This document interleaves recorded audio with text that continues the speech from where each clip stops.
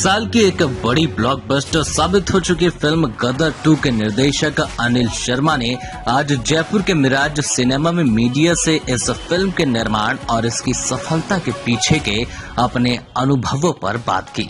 उन्होंने बताया कि अभिनेता सनी देओल सहित समूची स्टार कास्ट फिलहाल गदर 2 की सफलता का आनंद ले रही है, जिसमें अमीषा पटेल और उत्कर्ष शर्मा भी शामिल हैं। गदर 2 भारतीय सिनेमा के इतिहास में एक महत्वपूर्ण फिल्म बन गई है। उनका कहना था कि 1971 के समय भारत पाकिस्तान युद्ध के संदर्भ में तारा सिंह यानी सनी देओल अपने बेटे चरणजीत यानी उत्कर्ष शर्मा को घर वापस लाने के लिए पाकिस्तान जाता है। अमीषा पटेल एक बार फिर सकीना की भूमिका निभाती है। यह फिल्म गदर एक प्रेम कथा का सीक्वल है जो 1947 के विभाजन की पृष्ठभूमि पर आधारित थी। प्रशंसक अभी भी इस रोमांचक सीक्वल का आनंद लेने के लिए सिनेमा घरों में आ रहे हैं और सनी देओल व अमीषा पटेल के बीच अद्भुत केमिस्ट्री को एंजॉय कर रहे हैं, क्योंकि उन्होंने तारा सिंह और सकीना के रूप में अपनी भूमिकाओं को न सिर्फ दोहराया है बल्कि ये जोड़ी दर्शकों के दिल में स्थायी जगह बनाने में सफल भी रही है।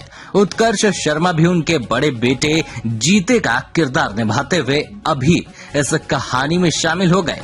फिल्म ने अब तक लगभग 650 करोड़ रुपए का वर्ल्ड वाइड कलेक्शन किया है और भारत में ये 500 करोड़ रुपए की कमाई के करीब पहुंच रही है।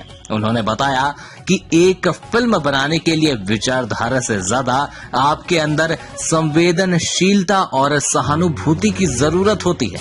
आपको अपने आप से ये पूछने की जरूरत है कि आपके लिए किसी विशेष फिल्म को बनाने का वास्तविक उद्देश्य क्या है।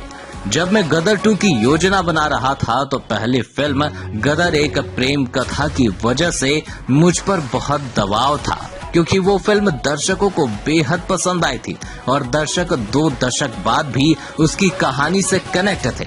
इसीलिए गदर 2 में गदर की उसी भावना और पुरानी यादों को लाना बहुत महत्वपूर्ण था और कहानी को भी न केवल गदर एक प्रेम कथा के पात्रों के साथ आगे बढ़ाना था बल्कि अलग अलग पात्रों की कहानी के साथ एक सीक्वल बनना भी जरूरी था। यही सोचकर इसका नाम गदर 2 रखा। आज मुझे संतुष्टि है कि हमारा डिसीजन सही रहा और हम गदर एक प्रेम कथा के किरदारों की कहानी को आगे बढ़ाने में कामयाब रहे। बेशक गदर 3 की कहानी 1971 के आगे जाएगी, हो सकता है तारा व सकीना से भी आगे जाए ये कहानी। ये 1980 के दरमियान की कहानी भी हो सकती है। अच्छी फिल्म के लिए दर्शकों को इंतजार तो करना ही होगा। हाँ, ये वादा है कि पार्ट 3 के प्रदर्शन में पार्ट 2 जितना समय नहीं लगेगा। उन्होंने कहा कि फिल्मों से नफा नुकसान तो होता रहता है, ये उतनी बड़ी बात नहीं है। मुझे खुशी तो इस वजह से है कि न सिर्फ दर्शकों ने बल्कि फिल्म इंडस्ट्री के अनेक दिग्गजों ने यही कहा कि लंबे समय बाद कोई ऐसी फिल्म आई है जिसे पूरे परिवार के साथ देखा जा सकता है।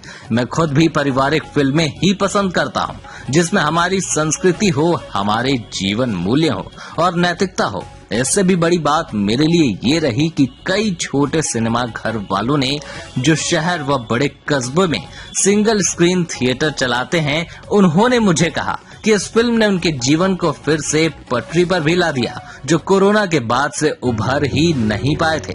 मुझे आत्मिक संतोष है कि मेरी फिल्म किसी की रोजी रोटी के काम आई, वो बड़ी बात है।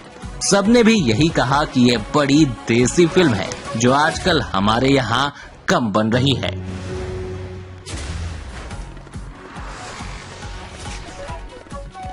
मुझे पूरी उम्मीद थी, ईश्वर पे भरोसा था, ऑडियंस का प्यार पे मुझे भरोसा था, क्योंकि मैं जानता था जब पहली गदर बनी थी तो तकरीबन 17 करोड़ लोगों का फुटबॉल था और उसे बहुत सारा लोगों ने प्यार दिया था। और मैं जानता था कि 20-22 सालों के बाद कम से कम 5-6 करोड़ दर्शक ऐसा जरूर होगा जो एक्टिव होगा, सिनेमा जाता होगा और जो गदर 2 को देखना चाहेगा। तो उस हिसाब से मुझे हमेशा लगता था कि ये 500 करोड़ का तो करेगी। और जब मैं जी के पास गया पहली बार गदर 2 के लिए, तो मैंने उनसे कहा था कि मुझे पूरा यकीन है कि गदर 500 करोड़ का बिजनेस करेगी।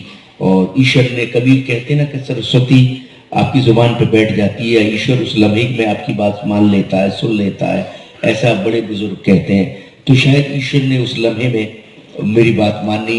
मैं तो नहीं लगता कि मैंने कोई इतना बड़ा कार्य करना जानता हूँ या इतना मुझे कुछ आता है, लेकिन ईश्वर कई बार वो कुछ कर देता है जो आपको भी नहीं आता।